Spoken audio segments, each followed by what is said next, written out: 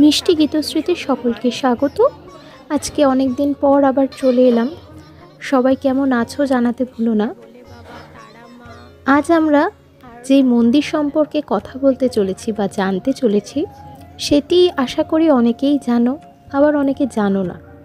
যারা জানো তারা অবশ্যই জানিও তারা কেউ ওই মন্দিরে গিয়েছো কি না, আর যারা যাওনি তারা খুব শীঘ্র ভিডিওটা দেখে চলে যেও। বাবা বড় কাছারি দক্ষিণ ২৪ পরগনার বাখরাহাট সদর আমতলার অন্দরে অতি সাধারণ একটি গ্রাম, নাম চিকুনবেড়িয়া। এখানে আছে দক্ষিণ ২৪ পরগনার দ্বিতীয় বৃহত্তম শৈব তীর্থ বাবা বড় কাছারি। আমতলা মোড় থেকে ডান দিকের বড় বাজার, তার ভেতর দিয়ে চলে গেছে বিবিরহাট রোড। সেই রাস্তার ওপরেই বাখরাহাট। বাখরহাট স্কুলের সামনেই পড়বে মা মঙ্গলচণ্ডীর মন্দির। বহু বছর আগের কথা। তখন এই অঞ্চলটি গোবিন্দপুর সুতানটির জমিদার সাবর্ণ রায়চৌধুরীদের যৌথ তালুকের মধ্যে ছিল। তখন ছিল এখানে গভীর জঙ্গল পরিবেষ্টিত এক শ্মশান।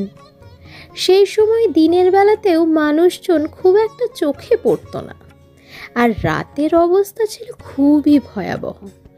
সব দাহ করতে আসা সব যাত্রীরা দল বেঁধে এখানে এসে কোনো রকমে সবের মুখে আগুন দিয়ে দিনের আলো থাকতে থাকতে বাড়ির দিকে রওনা হতেন।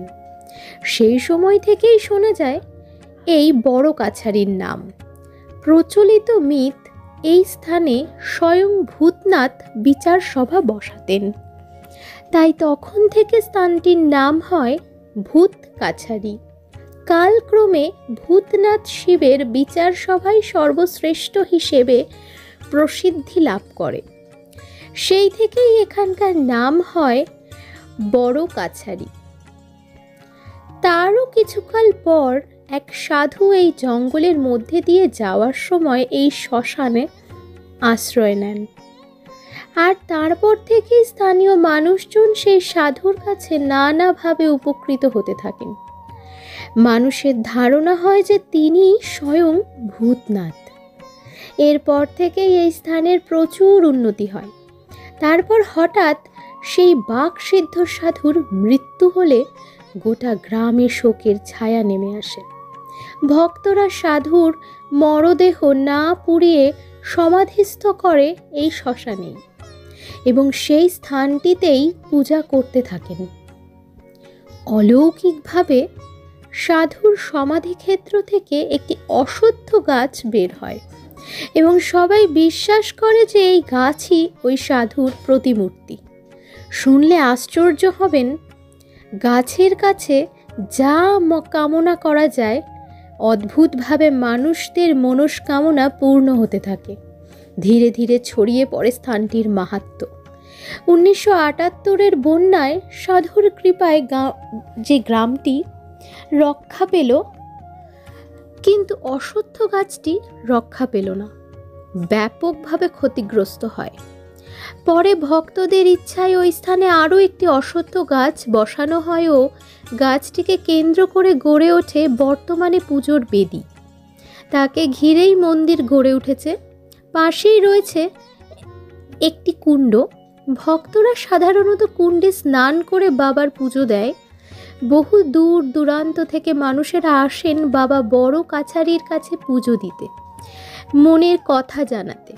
ভক্তরা এক ছোট কাগজের দরখাস্তে নিজেদের মনস্কামনা লিখে বেঁধে দেন মন্দিরের গায়ে।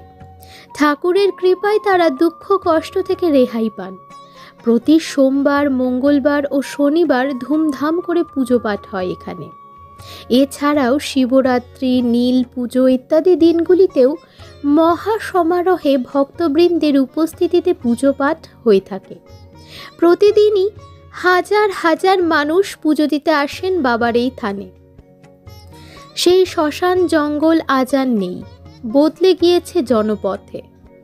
কিন্তু বদলায়নি সেই বাবার প্রতিরূপ অশ্বত্থ গাছ, গভীর রাতে নাকি আজও শিবশম্ভু বাবা ভূতনাথের বিচার সভা বসে, এটাই মানুষের বিশ্বাস। কথায় আছে, বিশ্বাসে মেলায় বস্তু, তর্কে বহুদূর। ঠিক এভাবেই প্রত্যেকটা মন্দির নিজেদের মাহাত্ম্যে লোকের মনে স্থান পায়। সেই ঠাকুর বা দেব দেবীকে আমরা মনের বিশ্বাস দিয়ে পুজো করি, তাদের মনস্কামনা জানাই, নিজেদের দুঃখ কষ্ট সবটা জানাই, আর তেনারা সব ঠিক করে দেন। আশা করি ভিডিওটি তোমাদের ভালো লাগলো। কোথা থেকে দেখছো জানাতে ভুলো না, কেমন লাগে ভিডিওগুলো জানাতে ভুলো না। দেখা হবে পরবর্তী ভিডিওতে। ততক্ষণ সুস্থ থাকো, ভালো থাকো, আমাদের সঙ্গে থাকো, আমাদের ভিডিও দেখতে থাকো। টাটা।